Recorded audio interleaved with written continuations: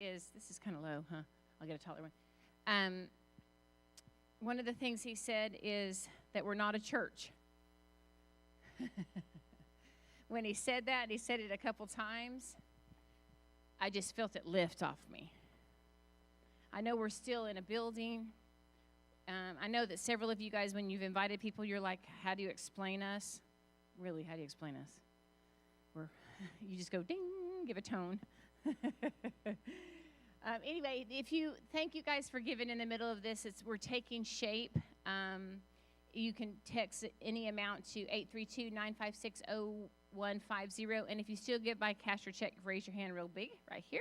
If you don't mind, Monica went and got here, Laura, if you'll help me, there the buckets are. A bunch of the guys are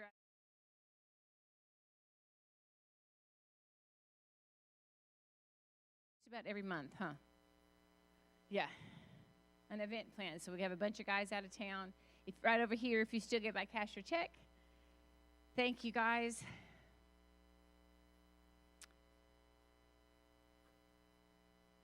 From the time that they started sharing Saturday morning, what we're doing is one all-day Saturday, and the other time Saturday nights, okay? We will have a full band here next week, and we'll just be doing all kinds of stuff. What I want to do is the music at the end, so we can get some drum circles going and some things like that, where we can just kind of go into the night. We just let God, just let us keep going, okay?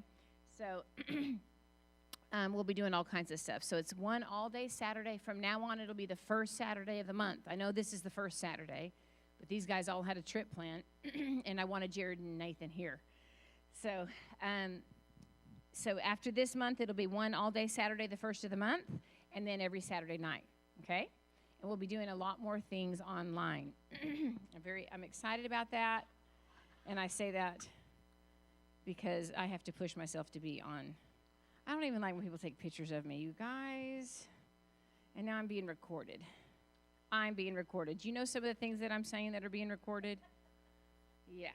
So anyway, thank you guys for that. So I'm going to just kind of share my heart. We're going to go around about tonight. Will you go ahead and turn the lights up just a little bit for me? And feel free to ask any questions as we dialogue this. So, Don Keithley, I felt like Saturday was, from the first session, Monica, Karuna, and Trista started speaking. I could see in the middle like a retreat center. And that's just for lack of a better word, okay? Calling it a place where we meet, where we connect with people, and we learn and teach people how to hear from the Spirit within them, the Spirit of God. How to locate Christ within, how to yield to that. That is why we're here on the earth. How simple is that, right? I'm going to make a commercial. Some of you guys, I showed this to you. It's going to be really great, like a video. And just to keep giving you the idea of who we are, what we're birthing. I'm going to make a video. We're going to all be sitting there drinking coffee, and just talking about. And I'm going to hand everybody a coffee bean. And this coffee bean represents a belief system, a denomination, okay? A denomination. So as you know, we're gonna keep going back to Abraham, who went against everything but he either heard a voice or an impression. When it's written down, then God said, okay? But that's English, okay? It's not a voice like that. I mean, it's an utterance. We don't know. We weren't there, right? It certainly wasn't English. We do know that, right? So here, Abraham, the same thing is, he was worshiping the sun and the stars. He came out from among all men at that point and began to follow what he was seeing, okay? And it was the unseen God. He was seeing the unseen. Talk about crazy. You guys think you're crazy, right? So everybody else had a God that they could physically see. So from Abraham, and we'll continue to go back to Abraham, we all see him, right? It's the unseen that's making my coffee scene. Thank you. He's crawling on the floor. So from Abraham, the three largest religions from that time where they all claim Abraham as their father. Like they walked in his path, right? And out of these religions, we have, I think that Muslims, Islam is one. They have 72, 74 different denominations, okay? So one coffee bean in this video I'm going to make just to keep telling people who we are, okay? Because people want to always, we live in a culture, everybody wants to nail you down by what you believe and what your opinion is about something. And it breaks my own heart when I see how my opinion leads my life, okay? I was just in a conversation yesterday with Yami, and she made a statement about somebody, and right away I put an opinion on it, and I don't even know that person. I don't know anything about it. But someone will tell you a scenario, and what the first thing that happens is you put an opinion on it, right? When you're led by your opinion, that is where you are living in a construct that you cannot hear God, okay? Because you've given it precedence over the intuition and the voice like Abraham yielded to, okay? Even what you're saying, it's not who you are. The anxiety has a voice, but the less attention you give, don't fight it. The less attention, it's like a snotty-nosed kid in your classroom, right? He wants all the attention. He's a bully. But if you just quit giving it attention, and don't judge it either, it begins to dissolve, and you start giving another voice attention. So if each coffee bean is a belief system, okay, that we hold on to and we fight over, and it's not just Bible, you know. I mean, look at our political world. We could get in arguments over anything because we're addicted to our opinion. We're addicted to thought, okay? So in the Jewish culture, which I'm still researching this a bit, theirs is a little more like this many different denominations, not very many, okay? And then as I drink, I'm going to be drinking coffee and I'm making a few little videos of who we are. In the Christian culture, there's 44,000. There's 44,000. This breaks my heart. Because every one of them are arguing on if they're right, and when they disagree, they start something else. And they're missing the big picture that God just drinks coffee.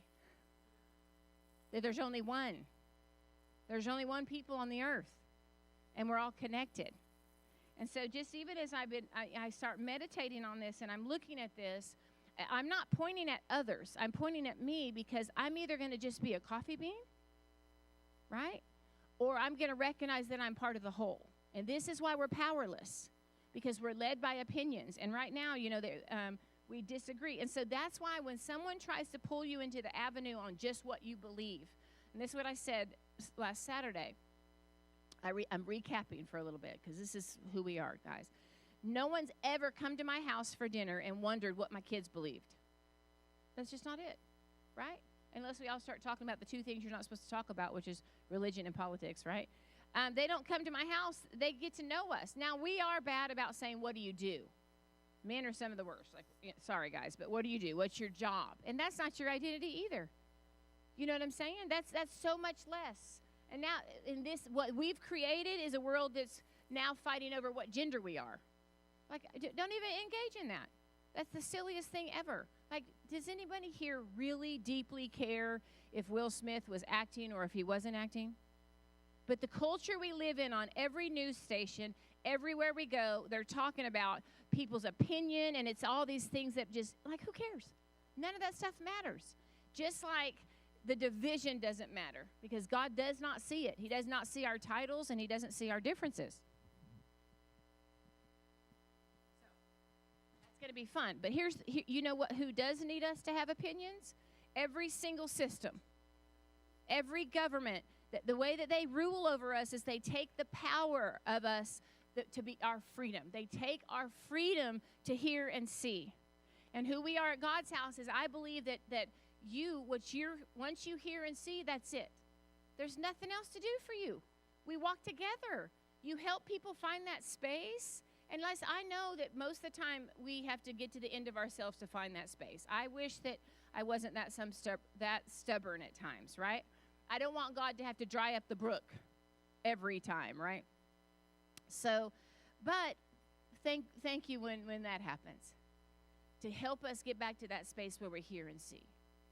Because we could easily just create two different lives. We could have a devotional life where we're hearing and seeing, and it's sweet, and we're being with God, and he's sweet. And then over here where we're creating our life. And thus, all the turmoil, all the struggle. All the struggle comes from our mind.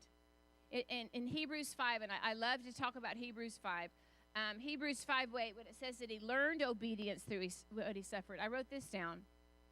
I don't even know if you can see it, but Our goal is to live neutral in our natural carnal lower nature. What it means to be neutral, I mean, just set that as a goal this week. Go day by day, and you'll see where in the word neutral, the word neutral means not helping or supporting either side of a conflict, being impartial, taking no part on either side, being indifferent in your lower nature. When I started hearing this, I'm like, you're telling me there's not a right and wrong? No, come on. But if I'm not in a neutral place, I'm not going to hear what God's saying. Okay? And I remember way back when the election happened, and I had an opinion who I wanted in, and then God told us who was going to be in, and then that was it. What does your opinion matter? All it does is add more beans to the pot, right? So in it's not that you just quit having an opinion, but you stay neutral in that. The more you do it, that voice will have less influence on your life, and your truest self will begin to take reign and precedence in your life. And see, the governments, the systems of this world, every one of them, the churches, they can't say as their little kingdom unless we give over our power. This is why it was so offensive with Jesus, because he was led by a different voice. And you can't control that. You cannot control that. You can't manipulate it. I can't talk you into it, right? Part of the reason I got excited when he said we're not a church is not because we're not a church and we're going to build something else, but I love being in the unknown. I love to look. You can feel the family. You can feel the frequency. You can feel who's going with you, who's excited about it, and that's all I need. You know what I'm saying? Most of the time we gather around direction. And I was in the prophetic movement, and I was married to a prophet, and everything was about, we prophesied, and I'm not against any of it, but you could very easily go to get the instruction and then go by yourself to carry it out, which is what Moses did, which is what, all of them did when they would get an instruction in that setting.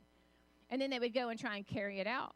But God is teaching us how to live by the impression, the dance. And he's fine-tuning you, and and it's so beautiful to watch. And the suffering is in your mind. When it says in Hebrews 5:8, when he suffered, that is a suffering of the mind. When it says he learned obedience through what he suffered, that means you're going the opposite of the opinion. You're going the opposite of how your parents would have done it. You're going not just the opposite, but you're dismissing it to hear. And just to listen, we are the kind of people that are not going to be influenced by other people before we're influenced by the Lord within us. Okay, so our goal is to live neutral in our natural, carnal, lower nature, to refuse to eat or receive energy from the tree of knowledge. So I'm just not going to eat from it. It's not good or bad.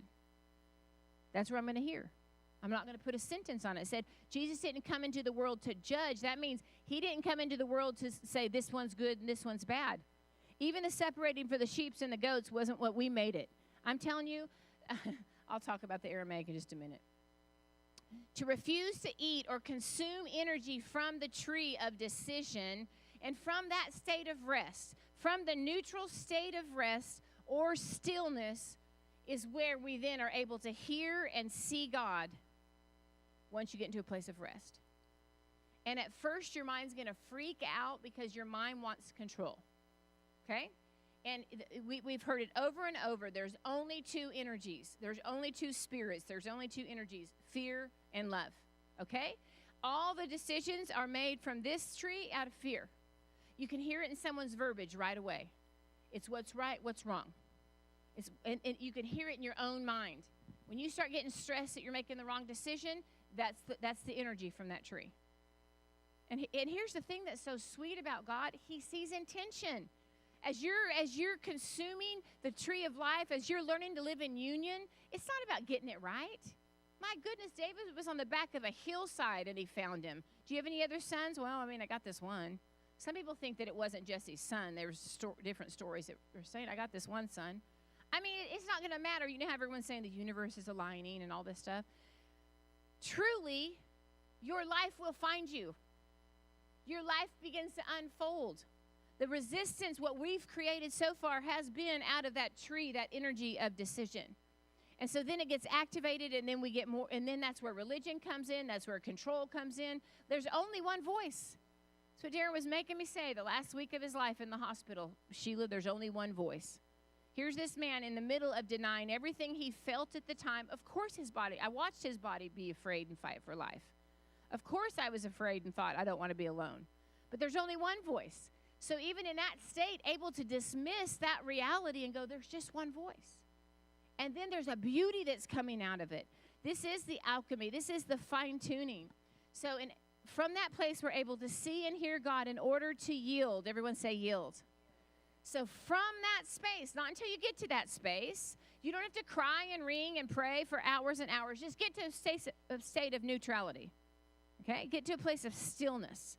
And from that place is where you can begin to yield to your spiritual Christ, which is your highest nature. And this is the great part, okay? As we learn to yield to spirit, we effortlessly yield fruit from spirit. It's effort. You don't have to work on your love. You don't have to work on forgiveness. You don't have to work on, whatever you think you're working on now. It's all gone. You yield. You don't see an apple tree push and work, and then finally an apple come out. Darren used to act it out, and the kids would just giggle. He would do this thing, From that space, you yield fruit. And I mean,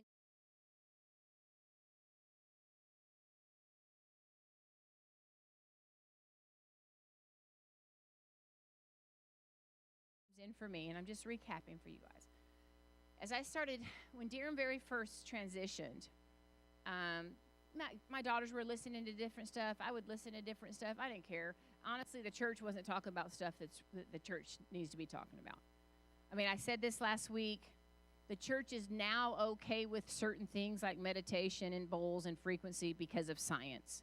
That's how far we've fallen. It had to be proven scientifically in order for us to believe. If not, we called it all weird, new age. It was just another being, but it wasn't us. Do you guys understand what I'm saying? Okay.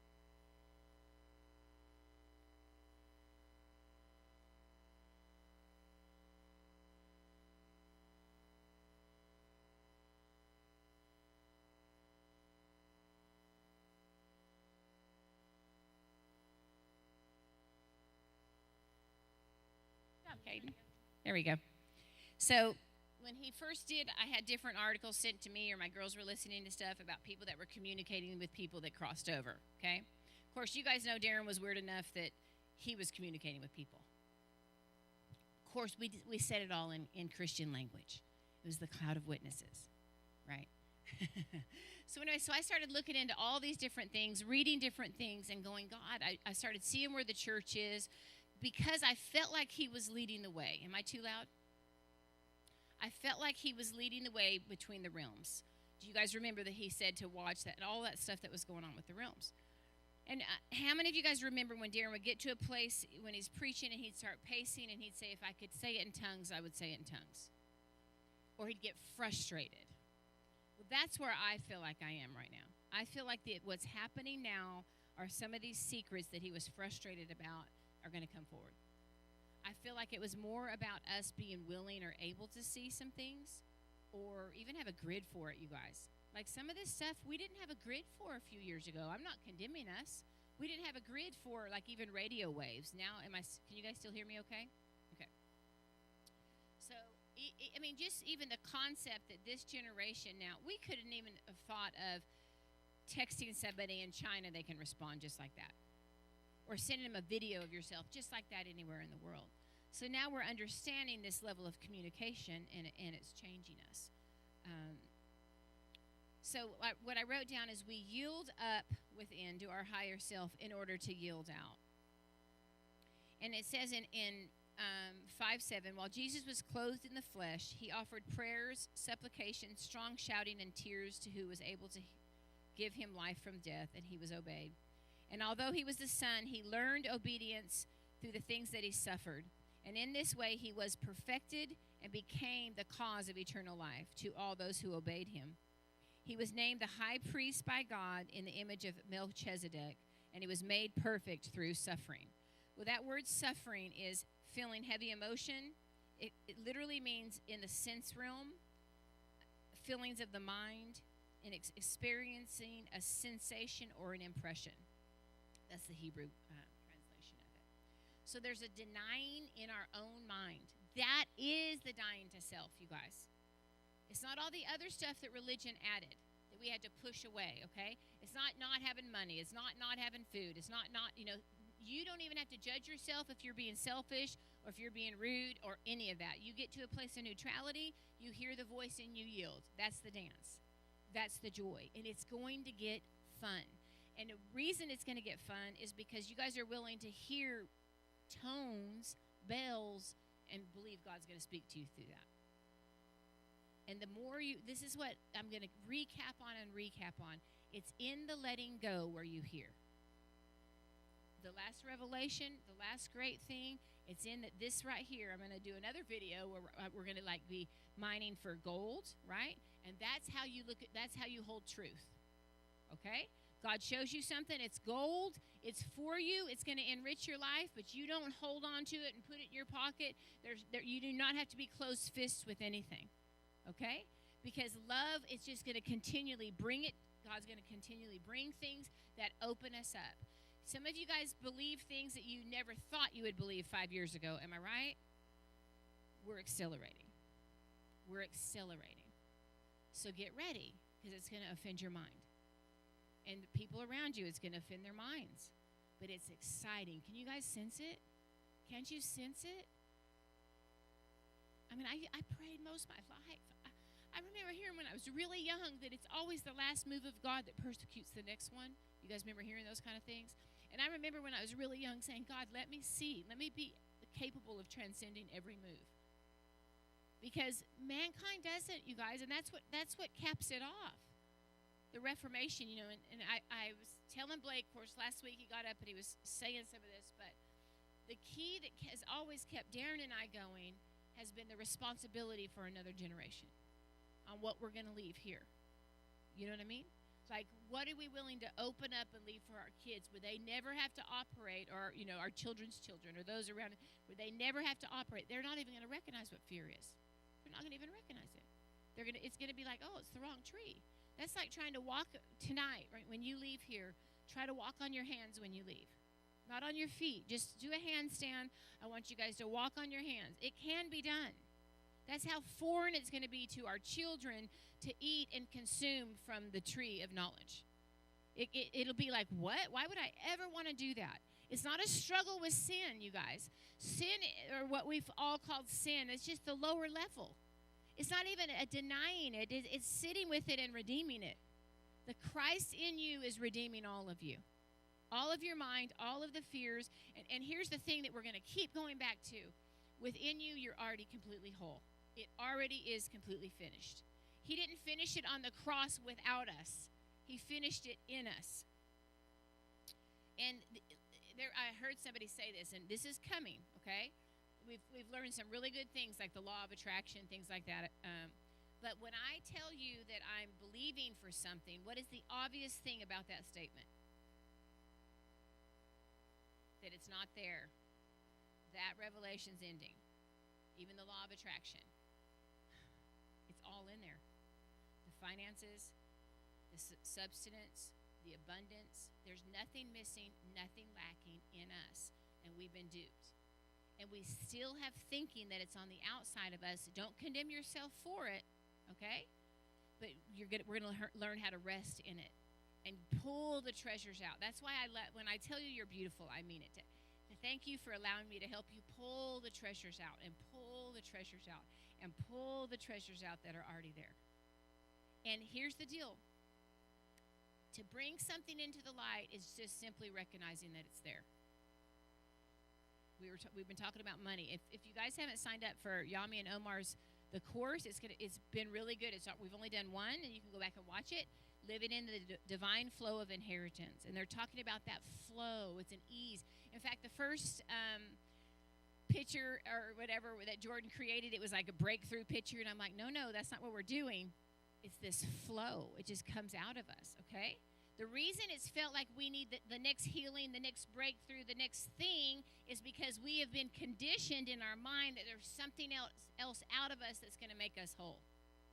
And so anyway, that's on IamGodsHouse.com if you want to join that. And if you serve at God's House, it's half off. And we also get to Zoom and see each other midweek, so that's kind of fun. So, all right. I know I'm gonna be kind of all over the place really quick. So the word blasphemy. God is spirit. That word spirit, if you said it to Yeshua, which is Jesus, back then, he would not know what you're talking about. That was a translation, okay?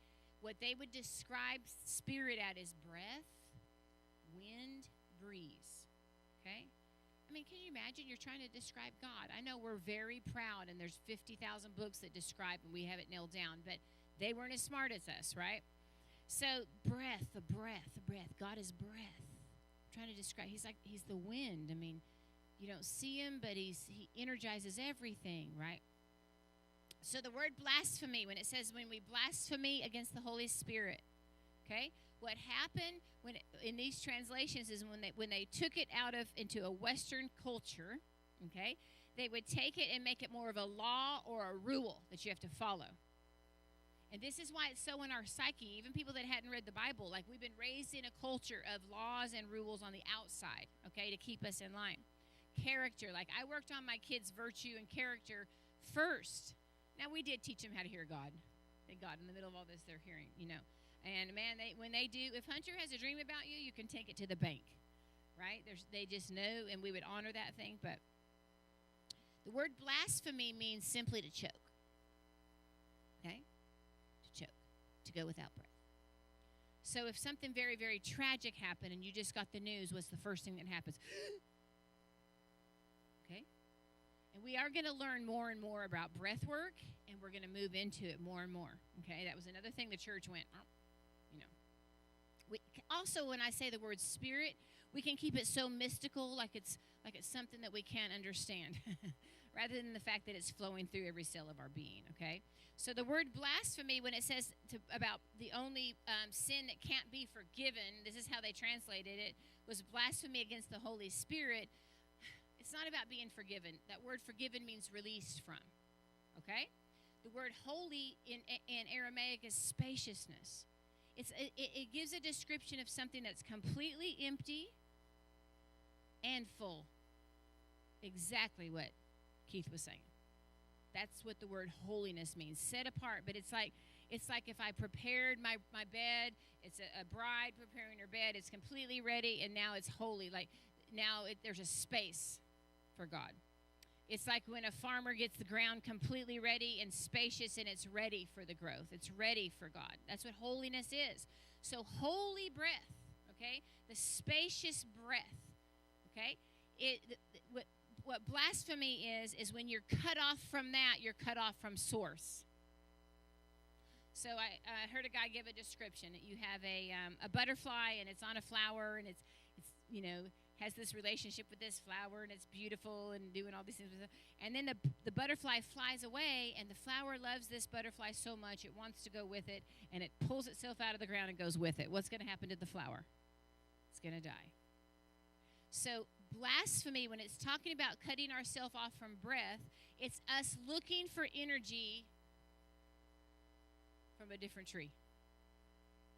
And it's not saying you won't be forgiven like God's mad at you. It's saying if you can't be energized from this tree when you're looking to this tree for energy.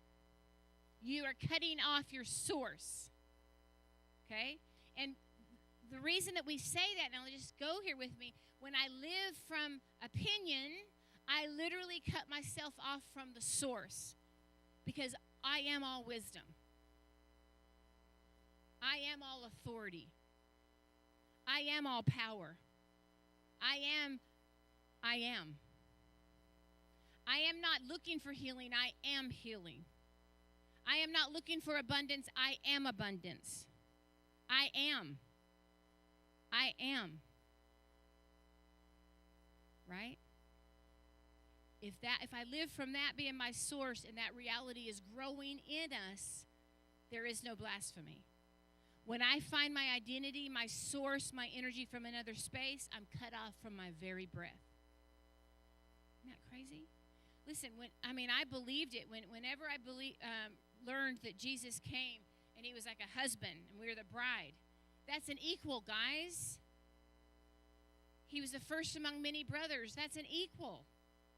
Now, I'm not walking around saying we're operating as an equal because we're living from a different energy than he lived from. He learned obedience. He learned yieldedness. And once he yielded, he was perfected. That word perfected means he came into maturity. If he had to come into maturity, we are literally here to come into maturity.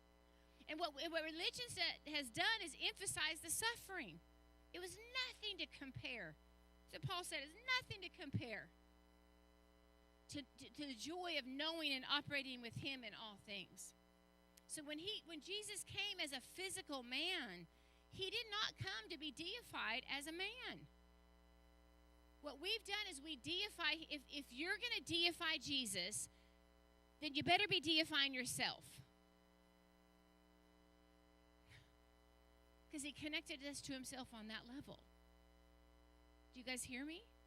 But religion keeps us small and him big, so that the sky God, and so we're still helpless. Even prayer, what we're going to go into, and I'm so excited to do this. I'm doing a course called Open Secret, and we're going to really dive into the Lord's Prayer. But the word prayer, it wasn't talking. Shut up your face. It wasn't talking. He didn't say pray in this way and give him a bunch of words to say. We missed the whole thing. We take it out. We took it and made it into a concept on a page, okay? He said, pray in this way. Tune in. That word means to entrap God and to tune in to this voice, to tune in to your higher self, to tune into the voice. Even when he prayed out loud, he said, listen, I'm only doing this so you guys can hear me because I know my Father hears me without even talking. He already was operating in union. He didn't have to pray out loud. And then later it talks about that when from this space, all your prayers are already answered because you're operating in that space. So just think of these concepts. And the reason I thought Aramaic was such a key is I was diving into all these different things, and I'm reading different things, and I'm doing it like this. I'm not looking for truth to leave Jesus. Give me a break. Okay? But honestly, the church has been really weak, and they're denying, they're fighting over things. There are 44,000 coffee beans. I don't want your coffee beans. I want God to grind us all up and just drink some coffee, right? We're all the same, right? But when I started learning a little bit about the Aramaic, the key, I realized, oh my gosh, Jesus was from the East. He was from the East. Toning and the frequency and all of that, it's not new. This was operating way back then. But the Christians, just like we let prayer get taken out of school and the schools went that way, we separated ourselves from Eastern thought. We did it. And then we could call you, we could label you and separate from you. You are this, you are that, and we are not that.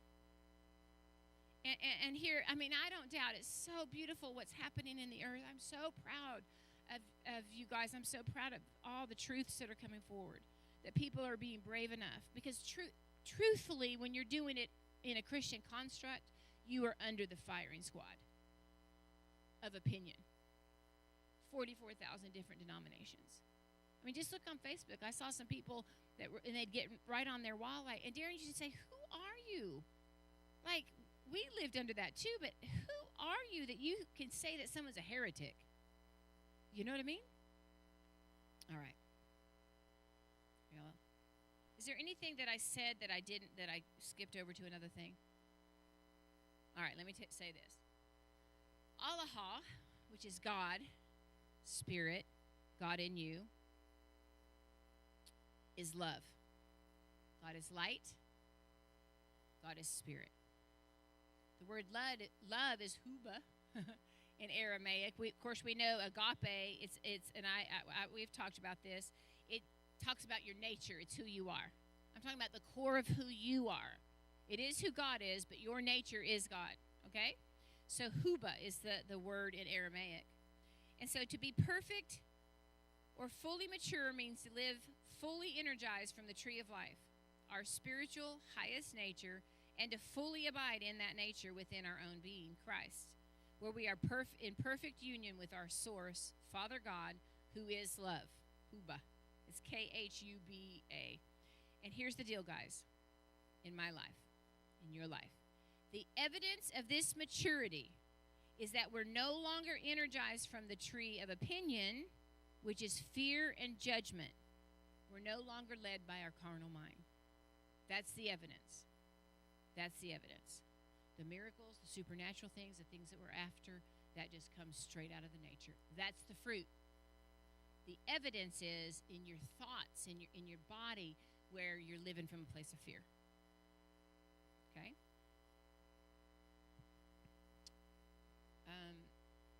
That word love, I like this. Listen to this. It means set on fire. It's the concept of a burning, hunka burning love. Fiercely burning. Burns so strong it turns white hot. It's coming from the inner depths of the heart as an eternal energy, an active power of bonding hearts and lives. That word love, when it goes in Corinthians and says love is this, love is that, love is this, it's a burning. It's describing a nature. You already have a burning nature within you that's burning up all the stuff.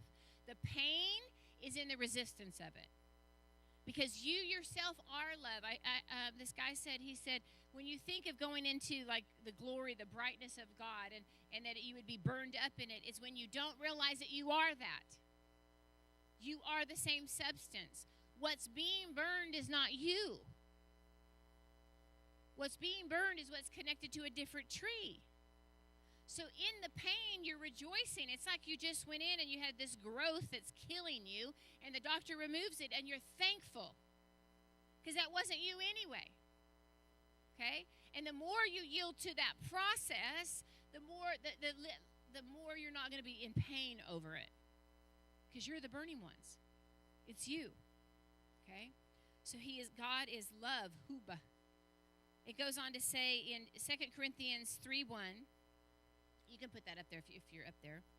If I speak with every human and angelic language and I don't have the fire of God within me, the burning hunka love, I shall be clanging as a brass or a noisy cymbal. Verse 2.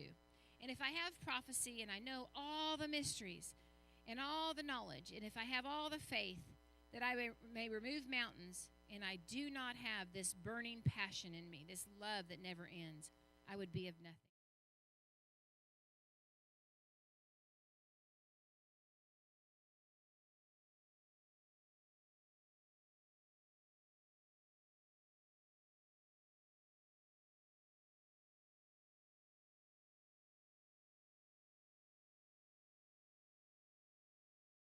You don't have to do the work. The nature, the more you're recognizing the nature is doing the work. Verse 4, this nature is patient and sweet. It doesn't envy. It doesn't upset. It's not puffed up. Verse 5, it doesn't.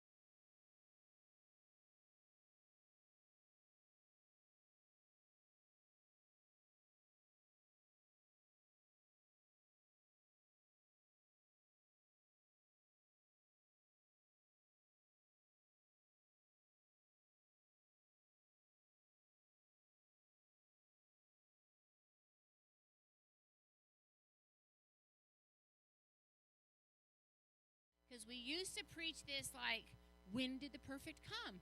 When did the perfect come? Because everything we did was on a linear line of history outside of ourselves. But we're talking about within ourselves, okay?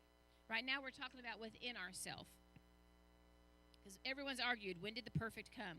For right now in your life, you may know partially, and you may prophesy partially, but when perfection comes, when you allow the process, when I allow the process and we're being perfected and matured, when that comes in my life, then that which we know in partial shall be of nothing. When I was a child, I was speaking as a child. I was led as a child. This is talking about your growth process. I was thinking as a child, but when I became a full-grown man, I ceased doing childish things. Now we see as a mirror. I was as an allegory, but then face to face. Now I know in partiality or partially, but then I shall be known as I am. You're being introduced to who you are, and it's growing. It's growing. This is the 30, the 60, and the 100. In the mirror is faith. You're trusting. You're trusting that God did it all. You're confessing God did it all. while you're still walking in the crap you're walking in. Okay? That's the faith. That's the 30.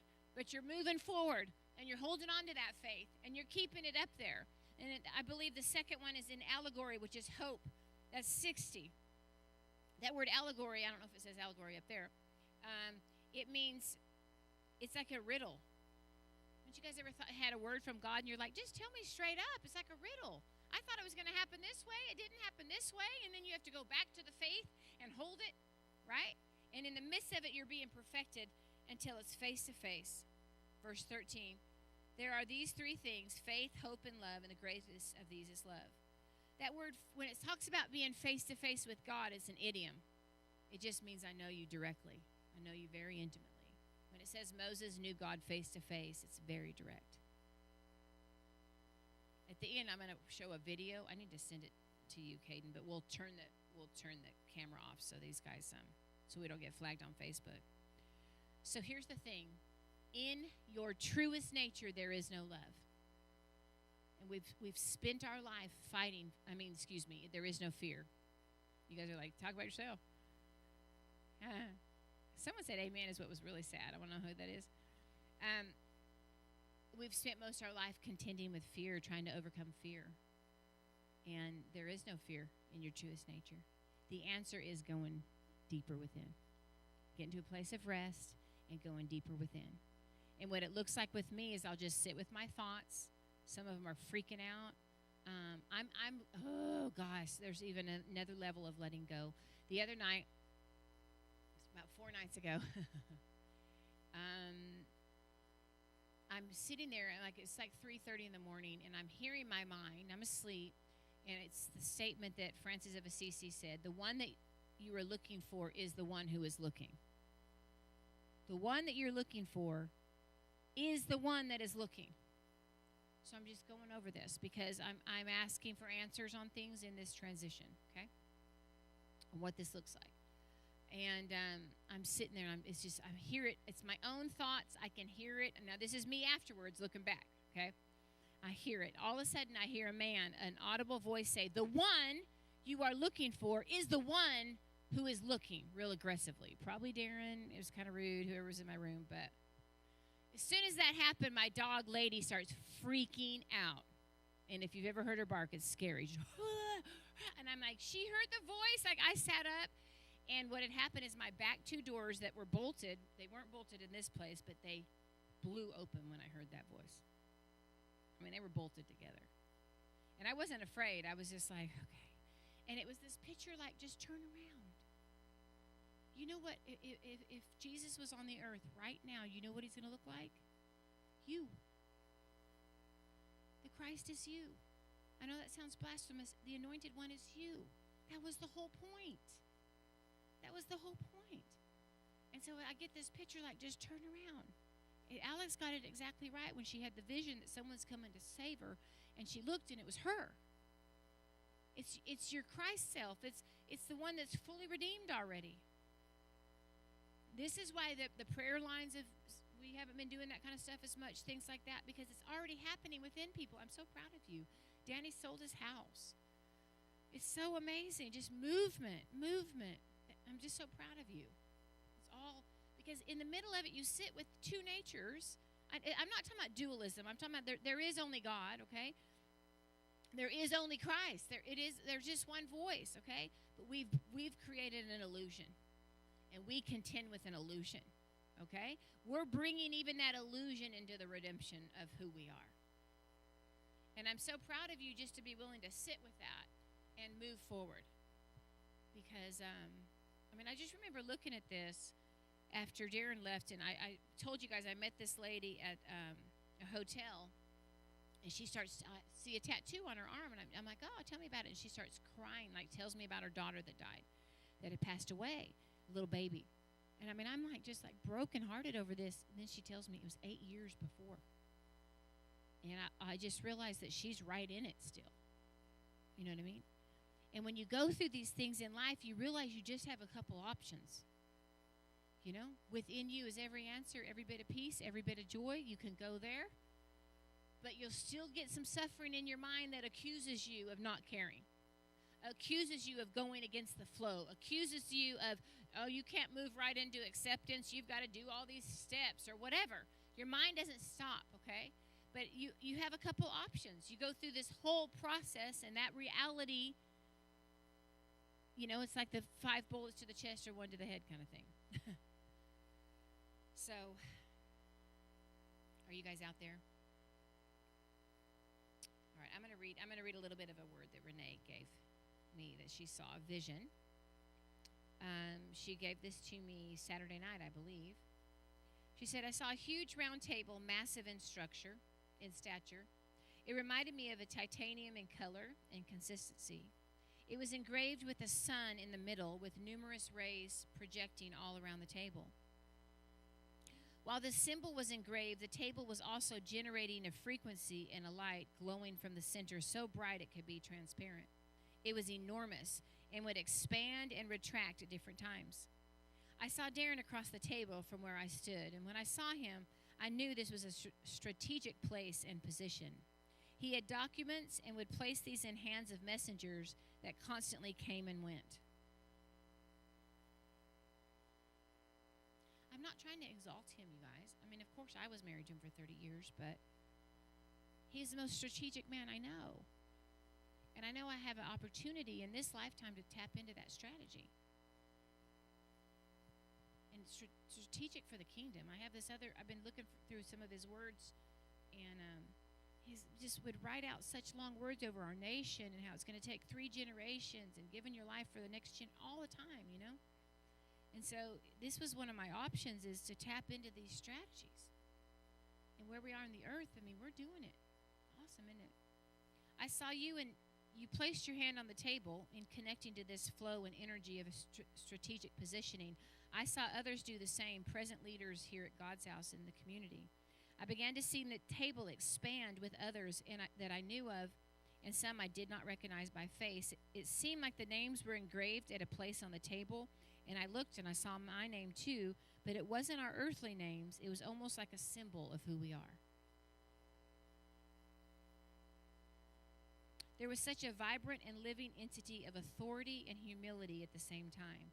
It was the air we were breathing, in the atmosphere we were breathing in and out. It was positioned not in the earth building structure, but existed in what I can only describe as nothingness, but all the universes combined. That's holiness. Nothingness to our senses, I believe. Then I began to see it placed upon the earth as seeing it upon the globe itself. It was positioned like a new prime meridian in which distance, location, and time are measured, which its globe, but also positioned at a new prime. Oh, wait, hold on. Sorry. It was positioned like a new prime meridian in which distance, location, and time are measured, which is global, but also positioned as a new prime meridian of the body, corporate and individual. I asked, what does this mean, and what does it represent? I heard a new order, the only order, and I understood it as the order of Melchizedek.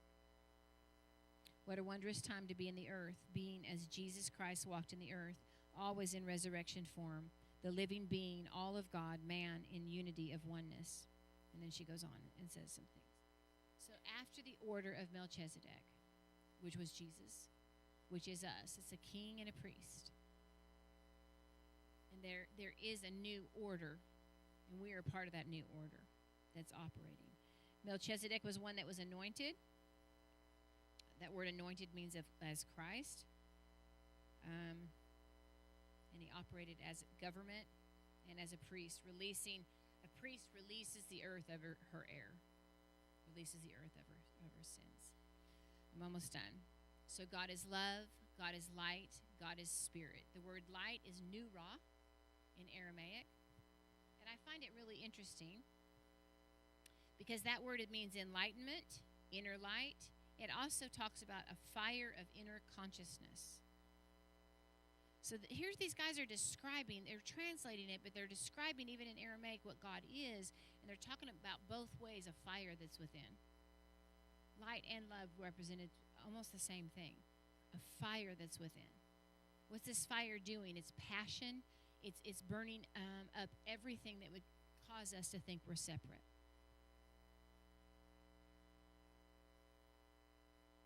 In Greek, it means it's a source of light, the radiance, the shining of eternity, light, and a result of light. I believe it's the circumcision of the heart that's happening. When we talk about the word awareness or consciousness, what's happening because we're allowing ourselves to be okay, not knowing, we're choosing not to be led by opinion, we're getting very sensitive to the spirit realm. Are you guys sensing that? I mean, this morning I just took a nap and I saw this guy go, I just look up, I'm asleep, and this guy does it. As soon as he does that, my alarm goes off, and it's the song, Heaven is a Place on Earth. Oh, baby, don't you know? And I'm just laughing, like, who are you people in my house, you know? And we've had this activity from the beginning at our happy house, but it was like, just, you'd see all the time, people all the time, like, did you see that? Someone's back there, you know? And we would just say it's an angel, but there wasn't interacting. Does that make sense? And there's wisdom coming. And it's not, it was always there, but we're just getting more sensitive to it. And God is spirit. That is breath. That is breath. In the midst of it, when you're hearing truths, even whenever, was some of it a little bit hard when Eddie was talking also, your mind was trying to listen to what he was saying and the bowls? Because what happens whenever we also speak, then your mind kicks your mind in to try to hold on to something, okay? So just that's why this one guy was saying whenever people come in for counseling with him or anything, he says go sit in a room by yourself, no stimulant, no books, nothing, no phone, and just sit there for 2 hours and just sit in silence. And he said most people don't do it, but you begin to hear, and not from here, you're just coming into a place of rest. It's learning meditation. You begin to hear and sense. The sensitivity begins. And I'm telling you, you have no problem. You only have answers from that space. Does that make sense? So I am going to, if you will, go ahead and turn off the thing. I'm going to show you guys a video. You what? Oh, my purse is. Russell's